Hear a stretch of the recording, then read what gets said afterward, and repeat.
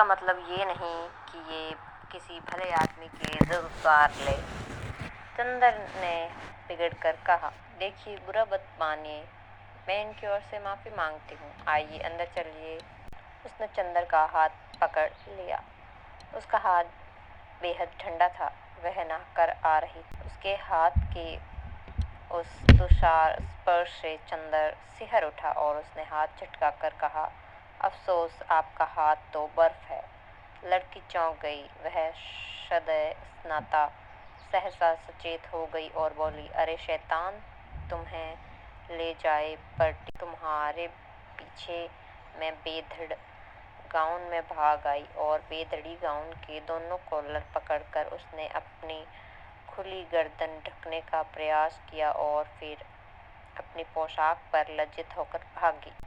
अभी तक गुस्से के मारे चंदन ने उस पर ध्यान ही नहीं दिया था, लेकिन उसने देखा कि वह 23 बरस की दुबली पतली तरुणी है। लहराता हुआ बदन, गले तक कटे हुए बाल, एंग्लो इंडियन होने के बावजूद गोरी नहीं है। चाय की तरह वह हल्की पतली भूरी और तुर्श थी। भागते वक्त ऐसी लग रही थी जैसे छलकती हुई चाय। इतने में वह गोरा उठा और चंदन का कंधा छूकर बोला, माफ़ करना भाई, उससे मेरी शिकायत मत करना। असल में ये गुलाब मेरी मृत पत्नी की यादगार है। जब इनका पहला पेड़ आया था तब मैं इतना ही जवान था जितने तुम, और मेरी पत्नी उतनी ही अच्छी थी जितनी पम्मी। कौन पम्मी? यह मेरी बहन परमिला डिक्रूज। ओह, कब मेरी आपकी पत्नी? माफ़ कीजिएगा, मुझे भी मालूम नहीं था। ओह, कब मरी आपकी पत्नी? माफ़ कीजिएगा, मुझे भी मालूम नहीं था। हाँ, मैं बड़ा अभागा हूँ, मेरा दिमाग कुछ खराब है, देखिए, कहकर उसने झुककर अपनी खोपड़ी चंदन के सामने कर दी और बहुत गिड़गिड़ा कर बोला, पता नहीं कौन मेरे फूल चुरा ले जाता है। अपनी पत्नी के मृत्यु के 5 साल से मैं इन फूलों को संभाल रहा हूँ। हाय रे, मैं जाइए, पम्मी बुला रही है।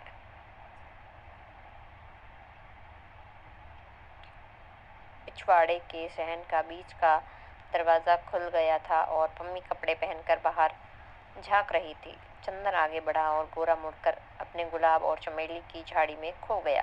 चंदन गया और कमरे में पड़े हुए एक सोफा पर बैठ गया। पम्मी टॉयलेट कर चुकी थी और एक हल्की फ्रांसीसी खुशबू से महक रही थी। शैम्पू से धुले हुए रूखे बाल जो मचलते पड़ रहे थे। खुशनुमा आसमानी रंग का एक पतला चिपका हुआ झीना ब्लाउज और ब्लाउज पर एक फेनेल का फुल पैंट जिसके 2 गैलिस कमर, छाती और कंधे पर चिपके हुए थे। होठों पर एक हल्की लिपस्टिक की झलक मात्र थी और गले तक बहुत हल्का पाउडर जो बहुत नज़दीक से ही मालूम होता था। लंबे नाखूनों पर हल्की गुलाबी पैंट। वह आई निसंकोच भाव से उसी सोफे पर कपूर के बगल में बैठ गई और बड़ी मुलायम आवाज़ में बोली, मुझे बड़ा दुख है मिस्टर कपूर, आपको बहुत तवालत उठानी पड़ी, चोट तो नहीं आई? नहीं नहीं, कोई बात नहीं। कपूर का सारा गुस्सा हवा हो गया। कोई भी लड़की निसंकोच भाव से इतनी अपनायत से सहानुभूति दिखाए और माफ़ी मांगे तो उसके सामने कौन पानी पानी नहीं हो जाएगा। और फिर वह भी जब लड़की उसके होठों पर न केवल बोली अच्छी लगती है हो, वरन लिपस्टिक भी इतनी प्यारी हो। लेकिन चंदन की एक आदत थी, और चाहे कुछ न हो, कम से कम वह यह अच्छी तरह जानता था कि नारी जाति से व्यवहार करते समय कहाँ पर कितनी ढील देनी चाहिए, कितना कसना चाहिए, कब सहानुभूति से झुकाया जा सकता है, कब अकड़कर। इस वक्त जानता था कि इस लड़की से वह जितनी सहानुभूति चाहे ले सकता है, अपने अपमान के हट जाने के तौर पर। इसलिए कपूर साहब बोले, लेकिन मिस डी क्रूज आपके भाई बीमार होने के बावजूद बहुत मजबूत हैं। उफ, गर्दन पर जैसे अभी तक जलन हो रही है। ओह, सचमुच मैं बहुत शर्मिंदा हूँ। देखूं, और कॉलर हटाकर उसने गर्दन पर अपनी बर्फीली अंगुलियां रख दी। लाइए लोशन मल दूं। धन्यवाद धन्यवाद, इतना कष्ट न कीजिए, आपकी अंगुलियां गंदी हो जाएगी, कपूर ने बड़ी शालीनता से कहा। पम्मी के होठों पर एक हल्की मुस्कुराहट, आंखों में हल्की सी लाज और वक्ष पर एक हल्का सा कंपन दौड़ गया। यह वाक्य कपूर ने चाहे शरारत में ही कहा, लेकिन कहा इतने शांत और संयत स्वरों में कि पम्मी कुछ प्रतिवाद भी न कर सकी। और फिर 6 बरस के 60 बरस तक की कौन ऐसी स्त्री है जो अपने रूप की प्रशंसा पर बेहोश न हो जाए। अच्छा, लाइए वह स्पीच कहाँ है जो मुझे टाइप करनी है, उसने विषय बदलते हुए कहा। यह लीजिए, कपूर ने दे दी। यह तो मुश्किल से 3-4 घंटे का काम है। और पम्मी स्पीच को उलट पुलट कर देखने लगी। माफ़ कीजिएगा, अगर मैं कुछ व्यक्तिगत सवाल पूछूं, क्या आप टाइपिस्ट हैं? कपूर ने बहुत शिष्टता से पूछा। जी नहीं, पम्मी ने उन्हीं कागज़ों पर नज़र गड़ाते हुए कहा। मैंने कभी टाइपिंग और शॉर्ट हैंड सीखी थी, और तब मैं सीनियर कैम्ब्रिज पास करके यूनिवर्सिटी गई। यूनिवर्सिटी मुझे छोड़नी पड़ी क्योंकि मैंने अपनी शादी कर ली। अच्छा, आपके पति कहाँ हैं? रावलपिंडी में, आर्मी में। लेकिन फिर आप डी क्रूज क्यों लिखती हैं? और फिर मिस? क्योंकि हम लोग अलग हो गए। और स्पीच के कागज़ को फिर तह करती हुई बोली, मिस्टर कपूर, आप अविवाहित हैं? जी हाँ। और विवाह करने का इरादा तो नहीं रखते? नहीं। बहुत अच्छे। अब तो हम लोगों में निभ जाएगी। मैं शादी से बहुत नफरत करती हूँ। शादी अपने को दिया जाने वाला सबसे बड़ा धोखा है। देखिए, ये मेरे भाई हैं, न कैसे पीले और बीमार से हैं। ये पहले बड़े तंदुरुस्त और टेनिस में प्रांत के अच्छे खिलाड़ियों में से एक थे।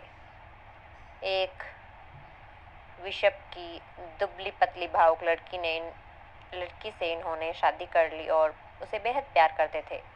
सुबह शाम, दोपहर रात, कभी उसे अलग नहीं होने देते थे। हनीमून के लिए उसे लेकर सिलोन गए थे। वह लड़की बहुत कलाप्रिय थी, बहुत अच्छा नाचती थी, बहुत अच्छा गाती थी और बहुत खुद अच्छा लिखती थी। यह गुलाब का बाग उसी ने बनाया और इन्हीं के बीच दोनों घंटों बैठकर गुजारते थे। कुछ दिनों बाद दोनों में झगड़ा हुआ। क्लब में बॉल डांस था और उस दिन वह लड़की बहुत अच्छी लग रही थी, बहुत अच्छी। डांस के वक्त इनका ध्यान डांस की तरफ कम था, अपनी पत्नी की तरफ ज़्यादा। इन्होंने आवेश में उसकी उंगलियां जोर से दबा दी। वह चीख पड़ी और सभी इन लोगों की ओर देखकर हंस पड़े। वह घर आई और बहुत बिगड़ी। बोली, आप नाच रहे थे या टेनिस का मैच खेल रहे थे? मेरा हाथ था या टेनिस का रैकेट? इस बात पर बर्टी भी बिगड़ गया और उस दिन से जो इन लोगों में खटकी तो फिर कभी न बनी। धीरे धीरे वह लड़की एक सार्जेंट को प्यार करने लगी। बर्टी को इतना सदमा हुआ कि वह बीमार पड़ गया, लेकिन बर्टी ने तलाक नहीं दिया, उस लड़की से कुछ कहा भी नहीं और उस लड़की ने सार्जेंट से प्यार जारी रखा, लेकिन बीमारी में बर्टी की बहुत सेवा की। बर्टी अच्छा हो गया। उसके बाद उसको एक बच्ची हुई और उसी में वह मर गई। हालांकि हम लोग सब जानते हैं कि वह बच्ची उस सार्जेंट की थी, लेकिन बर्टी को यकीन नहीं होता कि वह सार्जेंट को प्यार करती थी। वह कहता, यह दूसरे को प्यार करती होती तो मेरी इतनी सेवा कैसे कर सकती थी। भला उस बच्ची का नाम बर्टी ने रोज रखा। और उसे लेकर दिन भर यहीं इन्हीं गुलाब के पेड़ों के बीच बैठा करता था, जैसे अपनी पत्नी के साथ बैठता। 2 साल बाद बच्ची को सांप ने काट लिया। वह मर गई और तब से बट्टी का दिमाग ठीक नहीं रहता। खैर, जाने दीजिए। आइए अपना काम शुरू करें। चलिए चंदर के स्टडी रूम में चले। चलिए अंदर के स्टडी रूम में चले। चलिए, चंदर बोला और पम्मी पीछे पीछे चल दिया और पम्मी के पीछे पीछे चल दिया। मकान बहुत बड़ा था और पुराने अंग्रेजों के ढंग पर सजा हुआ था। बाहर से जितना पुराना और गंदा नजर आता था, अंदर से उतना ही आलीशान और सुथरा। ईस्ट इंडिया कंपनी के ज़माने की छाप थी अंदर। यहाँ तक कि बिजली लगने के बावजूद अंदर पुराने बड़े बड़े हाथ से खींचे जाने वाले पंखे लगे थे। दोनों 2 कमरों को पार कर वे लोग स्टडी रूम में पहुंचे। बड़ा सा कमरा जिसमें चारों तरफ अलमारियों में किताबें सजी हुई थी। चार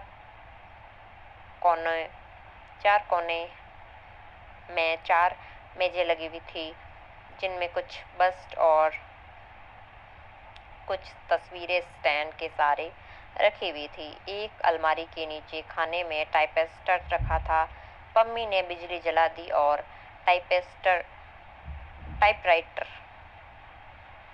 टाइपराइटर खोलकर साफ करने लगी। चंदन घूमकर किताबें देखने लगा। एक कोने में कुछ मराठी की किताबें रखी थी। उसे बड़ा ताज्जुब हुआ। अच्छा पम्मी, ओह माफ़ कीजिएगा मिस डिक्रूज, नहीं, आप मुझे पम्मी पुकार सकते हैं, मुझे यही नाम अच्छा लगता है। हाँ, क्या पूछ रहे थे आप? क्या आप मराठी भी जानते हैं? नहीं, मैं तो नहीं, मेरी नानी जी जानती थी। क्या आपको डॉक्टर शुक्ला ने हम लोगों के बारे में कुछ बताया नहीं? नहीं, कपूर ने कहा। अच्छा, ताज्जुब है, पम्मी बोली। आपने ट्रेनोली डिक्रूज का नाम सुना है ना? हाँ, डिक्रूज, जिन्होंने कौशाम्बी की खुदाई करवाई थी। वह तो बहुत बड़े पुरातत्ववेत्ता थे, कपूर ने कहा। हाँ, वही, मेरे सगे नाना जी थे। और वे अंग्रेज नहीं थे, मराठा थे। उन्होंने मेरी नानी से शादी की थी, और जो एक कश्मीरी ईसाई महिला थी। उनके कारण भारत में उन्हें ईसाईयत अपनानी पड़ी। यह मेरे नाना का ही मकान है और अब हम लोग को मिल गया। डॉक्टर शुक्ला के दोस्त मिस्टर श्रीवास्तव बैरिस्टर हैं न? वे हमारे खानदान की एटर्नी थे। उन्होंने और डॉक्टर शुक्ला ने ही यह जायदाद हमें दिलवाई। लीजिए, मशीन तो ठीक हो गई, उसने टाइपराइटर में कार्बन और कागज डालकर लगाकर कहा। लाइए निबंध। इसके बाद घंटे भर तक टाइपराइटर रुका नहीं। कपूर ने देखा कि यह लड़की, जो व्यवहार में इतनी सरल और स्पष्ट है, फैशन में इतनी नाजुक और शौकीन है, काम करने में उतनी ही मेहनत और तेज भी है। उसकी उंगलियां मशीन की तरह चल रही थी और तेज इतनी कि 1 घंटे में उसने लगभग आधी पांडुलिपि टाइप कर डाली। ठीक 1 घंटे बाद उसने टाइपराइटर बंद कर दिया। बगल में बैठे हुए कपूर की ओर झुककर कहा, अब थोड़ी देर आराम। और अपनी उंगलियां चटकाने के बाद वह कुर्सी खिसकाकर उठी और एक भरपूर अंगड़ाई ली। उसका अंग अंग धनुष की तरह झुक गया। उसके बाद कपूर के कंधे पर बेतलुकी से हाथ रखकर बोली, क्यों, एक प्याला चाय मंगवाई जाए? मैं तो पी चुका हूँ। लेकिन मुझसे तो काम होने से रहा अब बिना चाय के। मम्मी एक अल्हड़ बच्ची की तरह बोली और अंदर चली गई। कपूर ने टाइप किए हुए कागज उठाए और कलम निकालकर उनकी गलतियां सुधारने लगा। चाय पीकर थोड़ी देर में पम्मी वापस आई और बैठ गई। उसने एक सिगरेट केस कपूर के सामने किया। धन्यवाद, मैं सिगरेट नहीं पीता। अच्छा, ताज्जुब है। आपकी इजाज़त हो तो मैं पी लूं? क्या आप सिगरेट पीती हैं? छी, पता नहीं क्यों औरतों का सिगरेट पीना मुझे बहुत नापसंद है।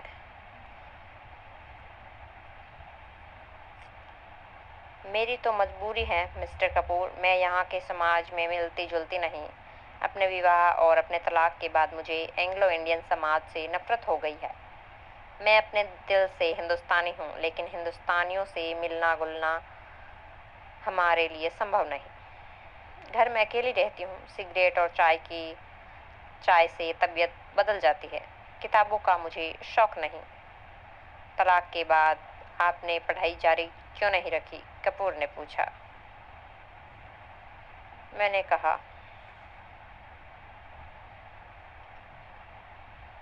कहा न कि मैं किताबों का शौक नहीं रखती। पम्मी बोली। और मैं अपने को आदमियों में घुलने मिलने को के लायक नहीं मानती। तलाक के बाद साल भर तक मैं अपने घर में बंद रही। मैं और बर्टी। सिर्फ बर्टी से बात करने का मौका मिला। बर्टी मेरा भाई, वह बहुत बीमार और बूढ़ा। कहीं कोई तकल्लुफ़ की गुंजाइश नहीं। अब मैं हर एक से बेतकल्लुफ़ी से बात करती हूँ और तो कुछ लोग मुझ पर हंसते हैं। कुछ लोग मुझे सभ्य समाज के लायक नहीं समझते। कुछ लोग उसका गलत मतलब निकालते हैं। इसलिए मैंने अपने को अपने बंगले में ही कैद कर लिया है। अब आप ही आज पहली बार मैंने देखा आपको। मैं समझी ही नहीं कि आपसे कितना दुराव रखना चाहिए। अगर आप भले मानस न हो तो आप इसका गलत मतलब निकाल सकते हैं। अगर यही बात हो तो कपूर हंसकर बोला, संभव है कि मैं भले मानस बनने के बजाय गलत मतलब निकालना ज़्यादा पसंद करूं। तो संभव है मैं मजबूर होकर आपसे भी ना मिलूं। पम्मी गंभीरता से बोली। नहीं मिस डिक्रूज, नहीं। आप पम्मी कहिए, डिक्रूज नहीं। पम्मी सही। आप गलत न समझे, मैं मजाक कर रहा था, कपूर बोला। उसने इतनी देर में समझ लिया था कि यह साधारण ईसाई छोकरी नहीं है। इतने में बर्टी लड़खड़ाता हुआ हाथ में धूल सना खुरपा लिए आया और चुपचाप खड़ा हो गया और अपनी धुंधली पीली आंखों से एक टक कपूर को देखने लगा। कपूर ने एक कुर्सी खिसका दी और कहा, आइए। पम्मी बैठी और बर्टी के कंधे पर हाथ रखकर उसने उसे सहारा देकर कुर्सी पर बिठा दिया। बर्टी बैठ गया और आंखें बंद कर ली। उसका बीमार कमजोर व्यक्तित्व जाने कैसा लगता था कि पम्मी और कपूर दोनों चुप हो गए।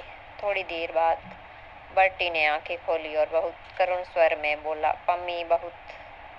पम्मी तुम नाराज हो। मैंने आज जानबूझकर तुम्हारे मित्र का अपमान नहीं किया था। अरे नहीं, पम्मी ने उठकर बर्टी का माथा सहलाते हुए कहा। मैं तो भूल गई और कपूर भी भूल गए। अच्छा, धन्यवाद। पम्मी, अपना हाथ इधर लाओ। और वह पम्मी के हाथ पर सर रखकर पड़ रहा और बोला, मैं इतना भागा हूँ, कितना भागा हूँ। अच्छा पम्मी, कल रात को तुमने सुना था वह आई थी और पूछ रही थी, बर्टी तुम्हारी तबीयत अब ठीक है? मैंने झट अपनी आंखें ढक ली कि कहीं आंखों का पीलापन देख न ले।